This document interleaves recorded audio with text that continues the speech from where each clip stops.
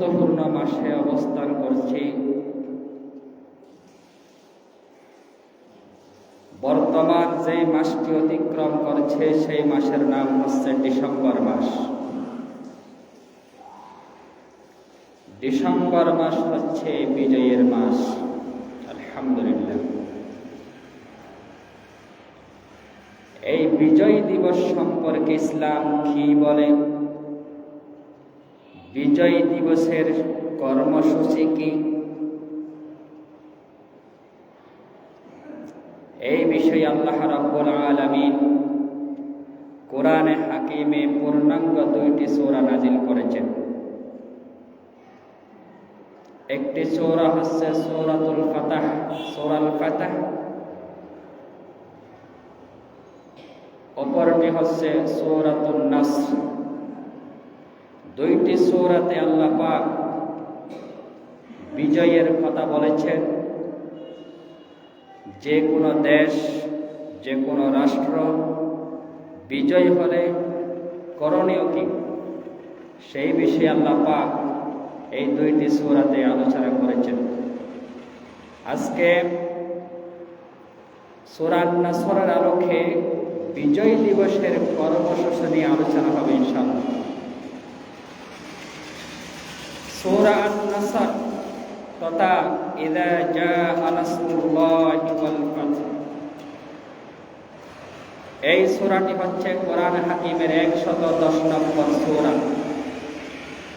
যা পবিত্র মদিনা শরীফে অবতীর্ণ হয়েছে, যাতে আয়াত আছে 3টি। এই সূরাটি হচ্ছে মক্কা বিজয়ের সুসংবাদ।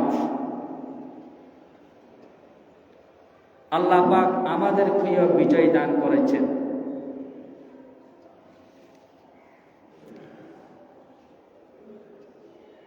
দীর্ঘ 16 বছর পর্যন্ত আমরা নির্যাতনে, নিপীড়নে, অত্যাচারে ভোগ করেছি। এই বিজয় হয়েছে জুলুমের কারণে। আগে জুলুম, তারপরে বিজয়।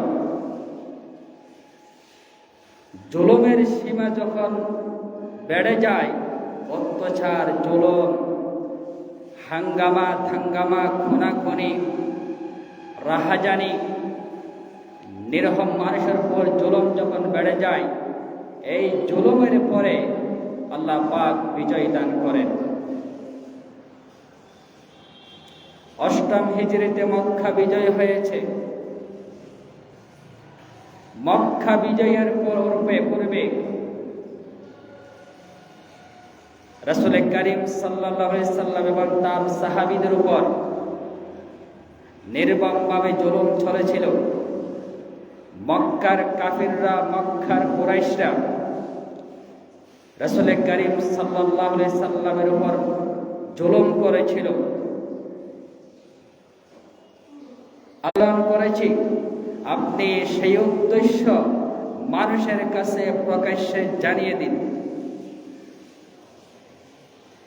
613 খ্রিস্টাব্দে যখন প্রকাশ্যে দাওয়াতের হুকুম আসলো, রাসূল করিম সাল্লাল্লাহু আলাইহি সাল্লাম মক্কার অলিতে গলিতে দ্বীনের দাওয়াত দিতে লাগলেন।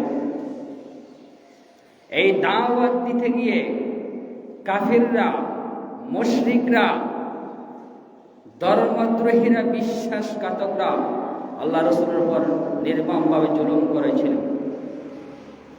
তারা জুলুম করে শান্ত হন নাই। আল্লাহর রাসূলকে আল্লাহ রাব্বুল আলামিন বিশ্ব নবী মুহাম্মদ সাল্লাল্লাহু আলাইহি সাল্লামকে হিজরতের নির্দেশ দিলেন। হে নবী, আপনি হিজরত করুন, কাফিররা আপনাকে হত্যা করার জন্য মক্কার অলিতে গলিতে খুঁজতেছে। রাসূল করিম সাল্লাল্লাহু আলাইহি সাল্লাম হযরতে আবু বকর রাদিয়াল্লাহু তাআলা আনহুকে নিয়ে হিজরত করেছিলেন। হিজরতের পরে আল্লাহর রাসূল সাল্লাল্লাহু আলাইহি সাল্লাম মদিনার জমিনে প্রেসিডেন্ট হয়েছিলেন, রাষ্ট্রপ্রধান হয়েছিলেন। আল্লাহর নবী মসজিদে নববী প্রতিষ্ঠা করেছিলেন। মদিনার মধ্যে আল্লাহর নবী আল্লাহর জমিনে আল্লাহর দ্বীন বাস্তবায়ন করেছিলেন। সুবহানাল্লাহ। লম্বা ইতিহাস। আমি বোঝাতে চেয়েছি বিজয়ের আগে জুলুমের সীমা যখন বেড়ে যাবে, জুলুম অত্যাচার, এই জালেম আওয়ামী সরকার থেকে আল্লাহ পাক মুসলিম সমাজকে যে ফেরাউনের কবল থেকে যেভাবে আল্লাহ পাক বনী ইসরায়েলকে মুক্তি দিয়েছিল, সেইভাবে আল্লাহ পাক আমাদেরকে খুনি কুখ্যাত হাসিনার কবল থেকে, জুলুম থেকে, নির্যাতন থেকে আল্লাহ পাক আমাদেরকে বিজয় দান করেছেন। সুবহানাল্লাহ। এটি বিজয়ের মাস। 1971 সালে দীর্ঘ 9 মাস রক্তক্ষয়ী যুদ্ধের পর এই মাসে পাকিস্তান হানাদার বাহিনী বাঙালি জাতির কাছে আত্মসমর্পণ করেছিল।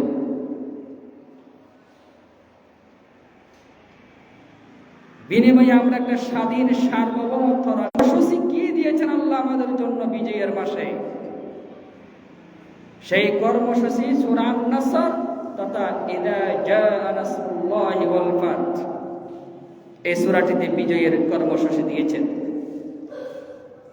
সূরা আন-নাসর কুরআনুল কারীমের একেবারে সর্বশেষ পূর্ণাঙ্গ নাজিলকৃত একটি সূরা। সুবহানাল্লাহ।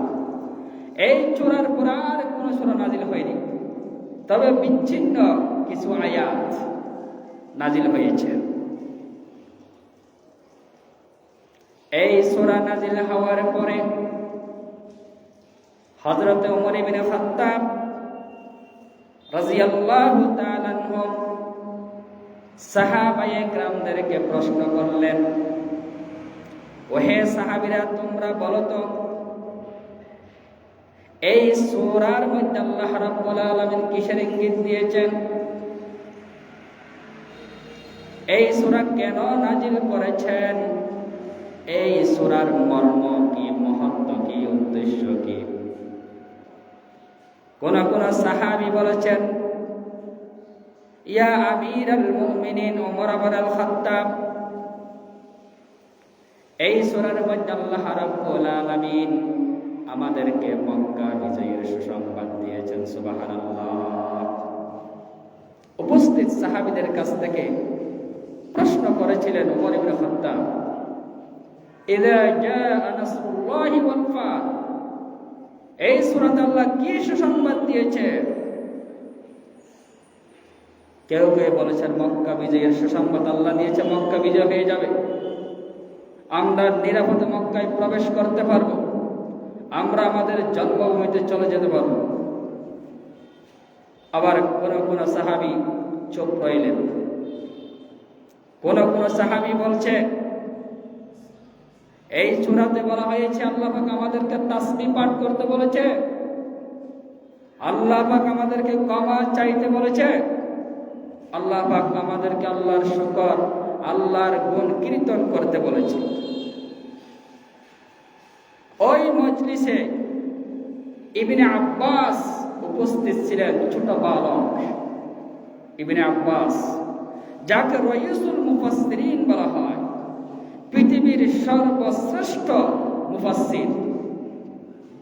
আসমানের নিচে জমিনের উপরে শ্রেষ্ঠ মুফাসসির হলেন রাইসুল মুফাসসিরিন, মুফাসসিরিনদের শ্রেষ্ঠ মুফাসসির আব্দুল্লাহ ইবনে আব্বাস রাদিয়াল্লাহু তাআলা উপস্থিত ছিলেন। হযরত ওমর বললেন, আব্বাস, ইবনে আব্বাস, তুমি কি বুঝছো এই সূরা থেকে? এই সূরাতে আল্লাহ কিসের ইঙ্গিত দিয়েছেন? কি বোঝাতে চেয়েছেন? আল্লাহ আমাদের কি মেসেজ দিয়েছেন এই সূরাটির মধ্যে? হযরত ইবনে আব্বাস বললেন,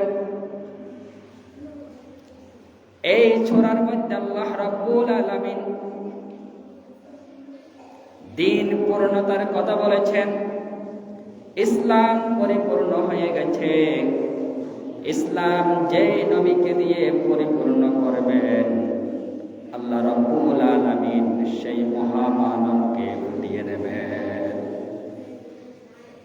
এই সূরার মধ্যে আল্লাহ পাক আমাদেরকে ইঙ্গিত দিয়েছে ইসলাম কমপ্লিট, ইসলাম পরিপূর্ণ হয়ে গেছে। যাকে দিয়ে ইসলাম পরিপূর্ণ করেছেন সেই মহামানবকে আমাদের কাছ থেকে আল্লাহ উঠিয়ে নেবেন। তথা এই সূরার ইঙ্গিত হচ্ছে আল্লাহ পাক মুহাম্মদ সাল্লাল্লাহু আলাইহি সাল্লামকে এই পৃথিবী থেকে নিয়ে যাবেন। এই সূরাতে এটাই বোঝানো হয়েছে। ভাইয়েরা আমার, এই সূরা সূরা নাসর বিজয়ের সূরা। এই সূরাতে বলা হয়েছে ইদা জাআ নাসরুল্লাহি ওয়াল ফাত, হে মানব যখন আসবে আল্লাহ পাকের চূড়ান্ত বিজয় এবং সাহায্য। ওয়া রাআইতান নাসা ইয়াদখুলুনা ফি দীনিল্লাহি আফওয়াজা, দুনিয়ার মানুষরা ইদা জাআ নাসরুল্লাহি ওয়াল ফাত, যখন আল্লাহ পাকের বিজয় আসবে, আল্লাহ পাকের চূড়ান্ত ফায়সালা এসে যাবে, দিন বিজয় হয়ে যাবে, আল্লাহর চূড়ান্ত সাহায্য আসবে। ওয়া রাআইতান নাসার, তোমরা মানুষকে দেখবা, হে নবী আপনি দেখবেন মানুষ দলে দলে দল বেঁধে আল্লাহর দ্বীন ইসলামের ভিতরে প্রবেশ করছে। ওয়া রাআইতান নাসা ইয়াদখুলুনা ফি দীনিল্লাহি আফওয়াজা, এখানে বিজয় বলতে মক্কা বিজয়ের কথা বলা হয়েছে। মক্কা বিজয় এমন একটা বিজয়, এটা সাধারণ কোনো বিজয় নয়। এমন একটা বিজয় আল্লাহ পাক সাহাবায়ে কেরামদেরকে দান করেছিলেন, যেই বিজয়ের পরে ইসলামের সাথে, কোরআনের সাথে, মসজিদের সাথে সংঘর্ষ করার মতো কোন বাত নয়। আল্লাহ বলেছেন মানুষ যখন আল্লাহ পাকের সাহায্য আসবে, ইসলামের বিজয় আসবে, ইসলামের সাহায্য আসবে, তখন আপনারা দেখবেন, নবী হে আপনি দেখবেন, ওয়া রাআইতান নাসা ইয়াদখুলুনা ফি দীনিল্লাহি আফওয়াজা, মানুষ দলে দলে দলবদ্ধ হয়ে, একজন নয় দুইজন নয়, দল দলে দলে ইসলাম, আল্লাহর দ্বীন ইসলামের ভিতরে প্রবেশ করছে। সুবহানাল্লাহ। মক্কা বিজয়ের পূর্বে মানুষ দলে দলে ইসলামের ভিতরে প্রবেশ করতে পারে নাই। একজন দুইজন গোপনে গোপনে নবীদের কাছে গিয়ে কলিমা পড়ে মুসলিম হয়েছিল। মক্কা বিজয়ের আগে যে সমস্ত মানুষ ইসলামের প্রতি আকৃষ্ট ছিল, ধর্মের প্রতি আকৃষ্ট ছিল, অন্তরে দ্বীন, রাসালাত, ইলাহিয়তের যে দাবি তো যেটাই ছিল, যারা মক্কা বিজয়ের পর ইসলাম কবুল করতে পারে নাই, কুরাইশদের বয়ে, কাফিরদের বয়ে বা কোনো কারণে যারা ইসলাম গ্রহণ করতে পারে নাই, মক্কা বিজয়ের পরে দলে দলে তারা ইসলামের ভিতরে প্রবেশ করেছে। সুবহানাল্লাহ। এই জন্য আল্লাহ রাব্বুল আলামিন পৃথিবীর মানুষদেরকে জানিয়ে দিলেন, ওয়া রাআইতান নাসা ইয়াদখুলুনা ফি দীনিল্লাহি আফওয়াজা, হে নবী আপনি দেখবেন মানুষ দলে দলে দলবদ্ধ হয়ে ইসলামের ভিতরে প্রবেশ করছে। যেই কথার সেই কথাই হয়েছে। মক্কা বিজয়ের পরে একজন না দুইজন নয়, একটা গোষ্ঠী, একটা দল, একটা জাতি মিলে মিলে ইসলামের ভিতরে প্রবেশ করেছে। সুবহানাল্লাহ।